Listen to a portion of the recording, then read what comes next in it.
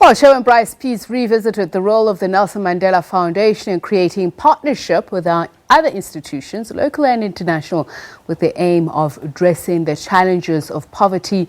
Sherwin Bryce-Pease spoke to Sello Hatang, CEO of the Nelson Mandela Foundation, and Mayor of Ekuruleni, Mzwandile Masina, on the sidelines of the UN General Assembly. And that brings us to the end of this edition. From here, good night. And a warm welcome. My name is Sherwin Bryce-Pease. I am correspondent for South African broadcasting based at the SABC Bureau in the United Nations. And I will be your moderator for the next hour. We do apologize for the delay in our start. 2019 marks 10 years since the inaugural Nelson Mandela Day event was held here in New York City. And for those who were not at Radio City Music Hall on that historic day 10 years ago, it was yet another example of the immense convening power that Madiba had and continues to have, whether he was there in person or not. You'll remember Aretha Franklin, may her departed soul rest in peace, Stevie Wonder, Josh Groban, the Soweto Gospel Choir, Queen Latifah, among others, all showed up to launch a day that would reflect the ideals of South Africa's first democratically elected president and to build momentum towards a resolution by the United Nations General Assembly later that year declaring Nelson Mandela International Day the only day at the United Nations named after an individual in the organization's 74-year history. That's a record that still stands today. There's no Gandhi, no one else, but Madiba has a day named after them. And of course, we inaugurated a bronze statue of Madiba that stands very proudly in the visitor center. So when everybody comes into the global organization, it's the first thing that they see there. And I work there and I see how people stop and take those pictures. So you'll be very proud and happy to hear that. The Nelson Mandela Peace Summit at the UN last year marked Madiba's centenary and adopted a political declaration recognizing the period from 2019 to 2028 as the Nelson Mandela Decade of Peace. Today's panel discussion is part of the 10-year global campaign that takes the next chapter of Nelson Mandela Day to the world, creating a platform for partners to engage at the highest level with global business community, government stakeholders, and decision makers. Our focus today is on the role of public-private partnerships and how through city planning we can assist our communities in alleviating poverty. Alleviating poverty is one of the most important sustainable development goals. In fact, it's goal number one. Poverty is right there at the beginning, before hunger, before gender equality, before the rest of the 16. Allow me to introduce our panelists today. To my left, we are very honored to have the Executive Mayor of the city of Ekuruleni, Mzwandile Masina. Mr. Mayor, it's nice to see you. Thank you very much, Sherwin. And the CEO of the Nelson Mandela Foundation, Sello Hatang. This global campaign is essentially the next chapter in maintaining the legacy of Madiba. I think for the first 10 years we could argue that there was an introspective look, really trying to look at his words, look at his legacy and the deeds that he did, but now it has to mean something in the lives of the next generation. And so you've mentioned some of them: shelter, education and literacy, food and nutrition, education and literacy, I've mentioned that already, sanitation and active citizenship. So I want you to explain to us, Sello, how does this partnership actually work, right? So you've got the mayor of Ekuruleni here. How does the question of sanitation and your partnership, how does this work in terms of a public-private partnership? That's the point, that's the reason we're here. One of the biggest things that we realized in fact about 2 years ago was that one, government can't do it alone. Sure. Two, civil society can't do it also just alone. That's why you need corporates to then be participating actively in that. And we are grateful that we've had partners who have come through to help with this. All five elements of these key pillars of Mandela Day. You find that you plant a seed in a corporate. Such as, if I gave one example, for example, when we went to, you go to a community and they need proper sanitation. You then get a corporate. As you know, we lost 5 children, 4 and 1 who's paralyzed, to pit latrines. Falling into pit latrines. Falling into pit latrines. Right. Now, for us to reverse that, And to ensure that we get quick results, we then approached some of our corporate partners and we said, how do we eradicate those? In Gauteng, they're not so much of a problem. It's a small problem for Gauteng. And that's why for the municipality, for Ekuruleni, it's more about intensifying what they're already doing, what they already have, so that you then don't have people feeling that they are discarded, they are left behind. Because as developments go on, you think, but Gauteng is advanced. So you tend to forget that there are still people who are knocking at the door. For us also, we do have quite a number of pressing challenges that requires private-public partnership in the main. Just the recent example in our case, we have about 600,000 people who are living in the 119 informal settlement in our area in Ekuruleni. You have 119 informal settlements? Yes. So all those people in the main, we had instances where one toilet was used by 10 families, which in our view was an extreme indignity.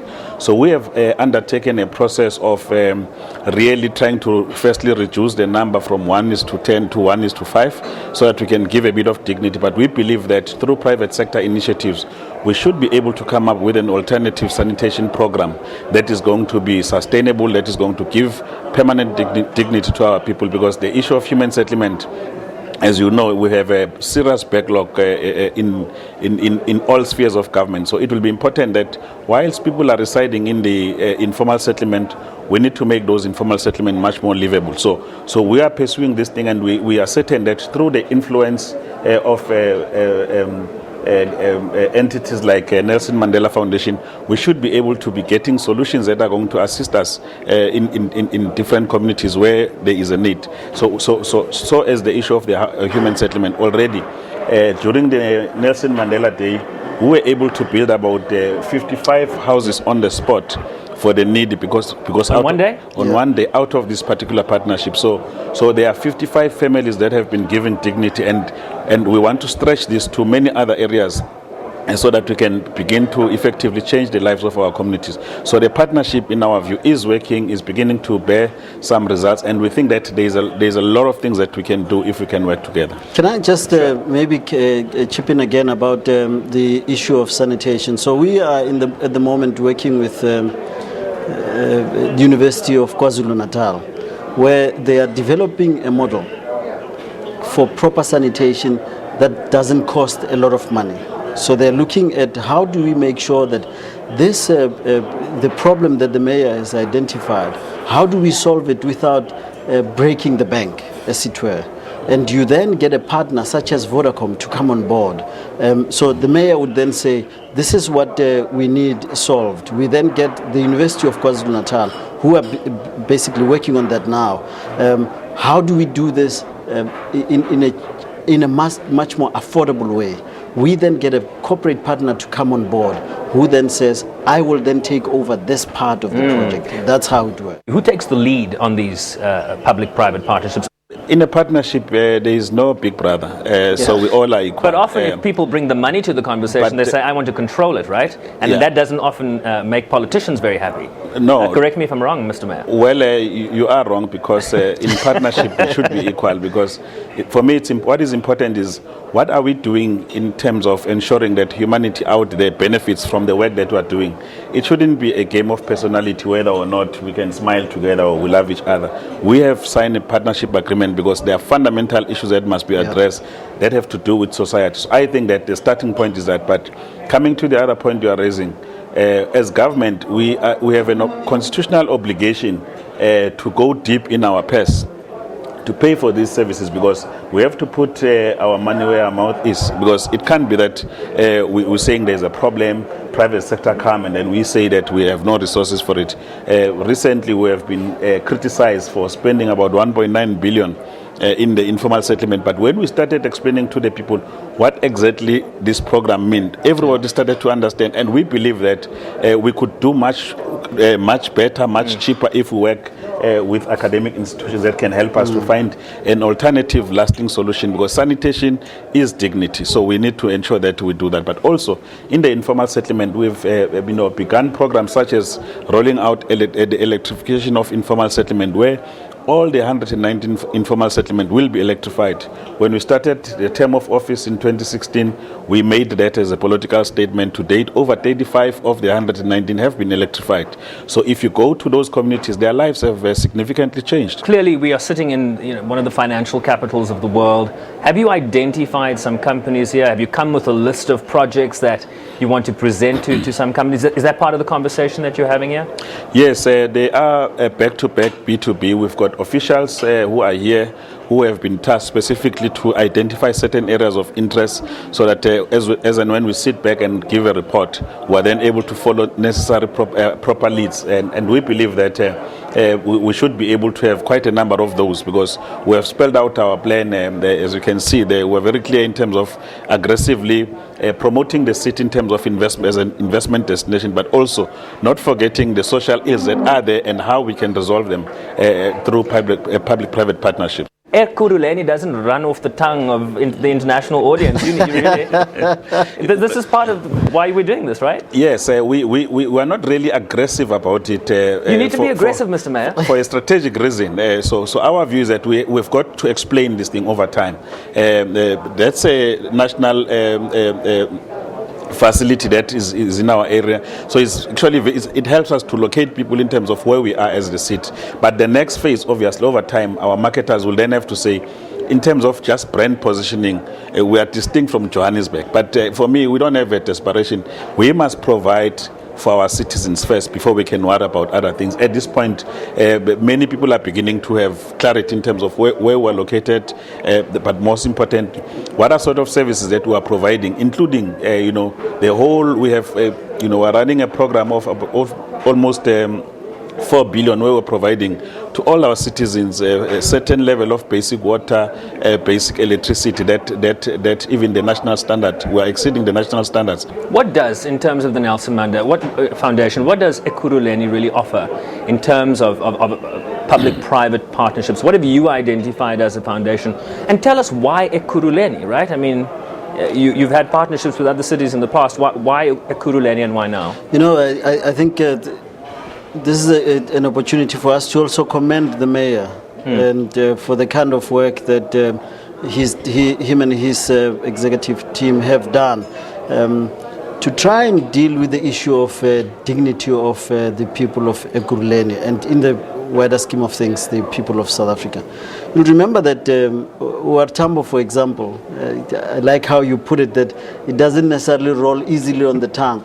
The thing about Tambo and Ekuruleni, it's a kind of a strategic city that you can then work with the metro to ensure that you model Mandela Day work for the future that you want to see. How should a city care for its people? Because the city planning, you'll remember that apartheid city planning was about exclusion. It was about blocking off people from access. And we now saying you can build integrated communities where middle class can live with those who have to provide services to the middle class areas. And I think what the city is offering us is urban planning that helps rethink, remodel, and even reimagine a South Africa we want that's free of the apartheid scheme of planning.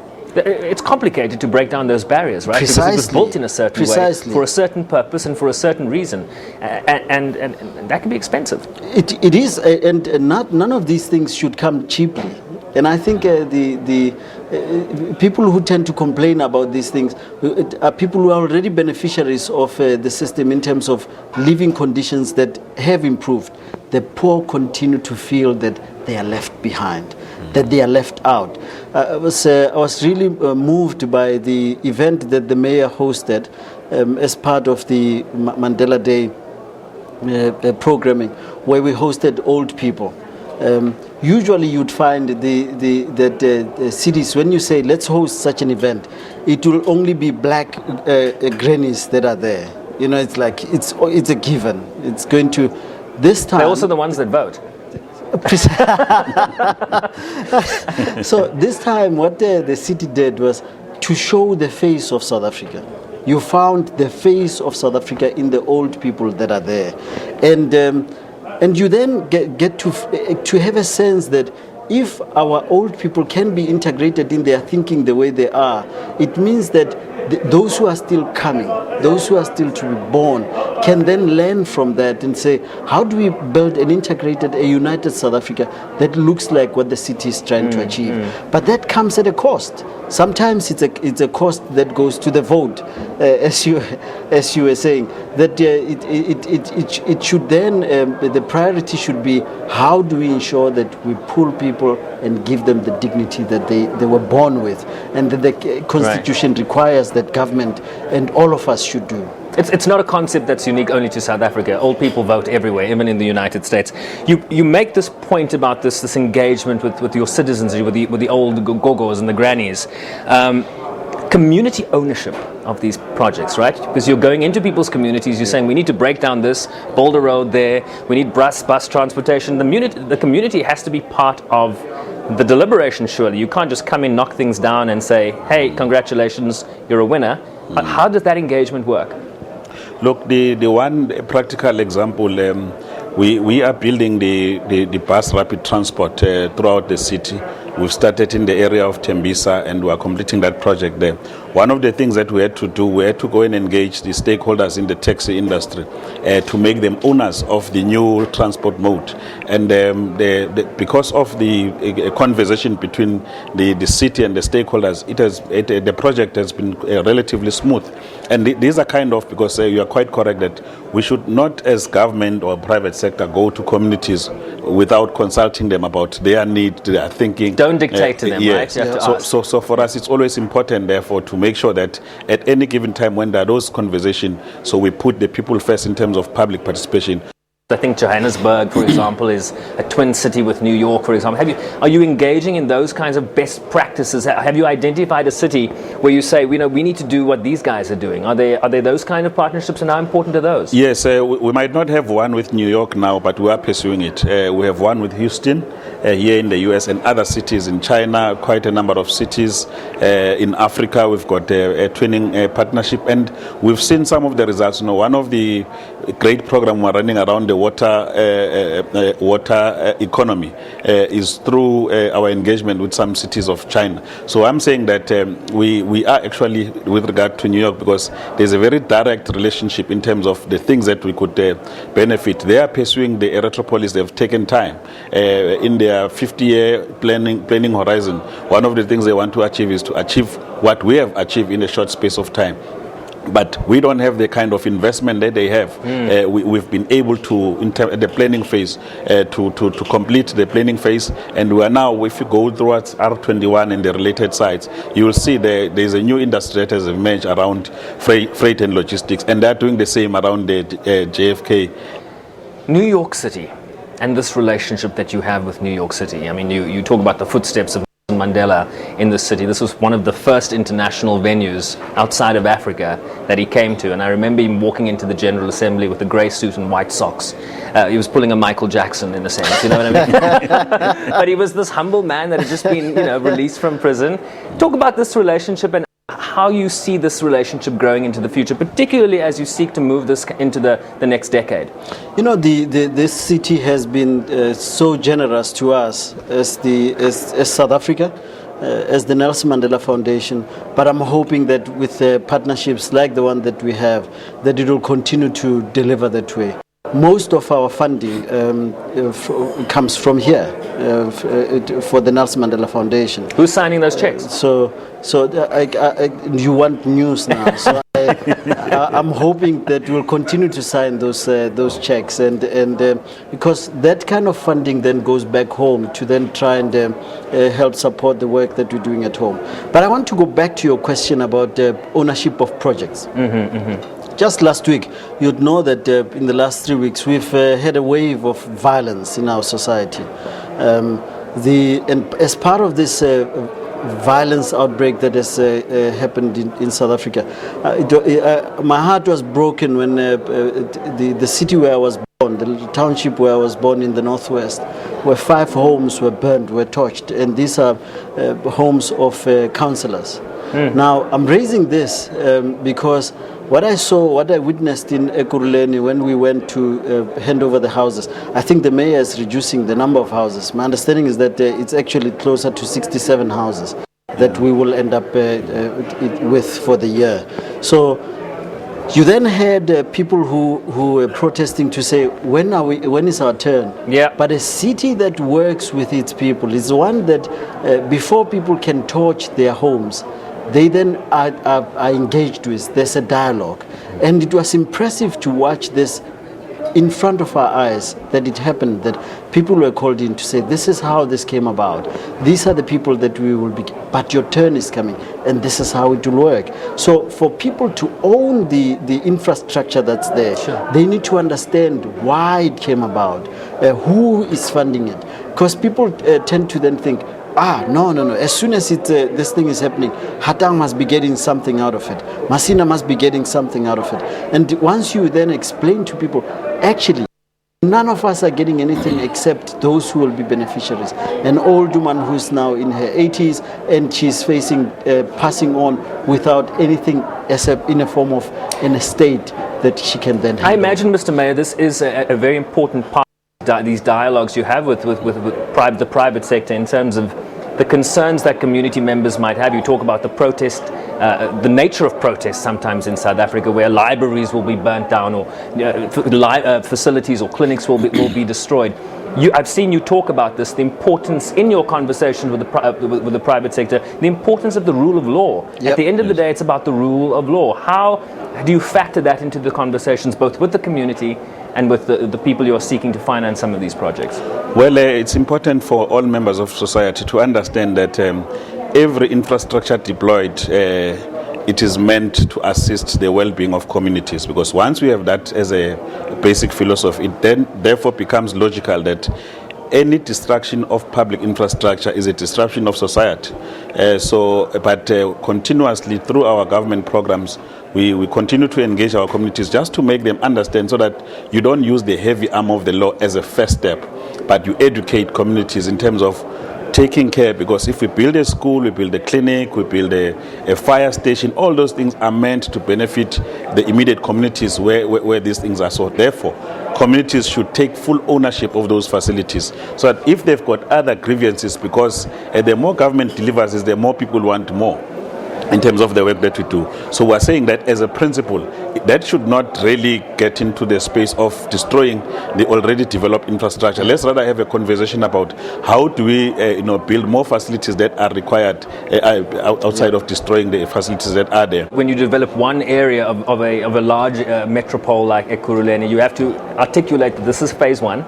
Yes. Then we will come to phase two, because if you are not part of phase one, you are hoping to be at least part of phase 3 or 4, right? Yes, I mean, yes. Surely that is an important thing to communicate. Well, politics is always about hopes and aspiration. Right. The day you stop providing people with hopes, they will stop voting for you. You wanted to jump in? Yeah, but I wanted to say that the point that the mayor made about security, we are actually capable of doing that. 2010. Yeah. We proved that we can do exactly what New York is doing now. That you can have rapid courts, for example, to prosecute those that have just... Because at the end of the day, when people feel insecure, they are highly unlikely to invest, and people want to then flee to places where they can feel safe. What does your city of the future look like? What does it feel like? What do you dream about at night when you go to sleep, Mr. Mayor? The starting point is having all the children having the first meal and the last meal of the day as a starting point, but most importantly, having all the citizens of Ekuruleni having shelter. Mr. CEO, final Don't thought from you. promote me. Look, for me, Sherwin, there are two things that we've learned from Madiba over the years. One is the responsibility of any leader is to inspire their people to go out and do more. And I think the day politicians, NGO leaders, and all of us as leaders in whatever corner that we occupy, we then take that responsibility to say, I must inspire people that tomorrow will be better. But the second one is, and that includes how for parents you then give them the sense of assurance that your children are in safe hands. They won't be abducted. They won't fall into the hands of traffickers. They won't have drug lords at the school gate waiting for them. All those things are important. But the second one is the one that you mentioned earlier on about hope. And I've been harping on about this a letter that Madiba wrote to his two children, and I think I shared this with you a couple of years ago, where he wrote it in 1969, and he was saying, I know how you want to see me. I know how you are sad that I'm not home, and I told you that a white judge had said I should die in prison. I don't believe that's the case. I believe that one day I'll be out of prison and I will come and live with you in happiness. And then he then said, don't worry about me now. I'm happy. I'm well, full of strength and hope. Madiba had only served 7 years in prison. He still had 20 more years to go. If he didn't lose hope, who are we to lose hope?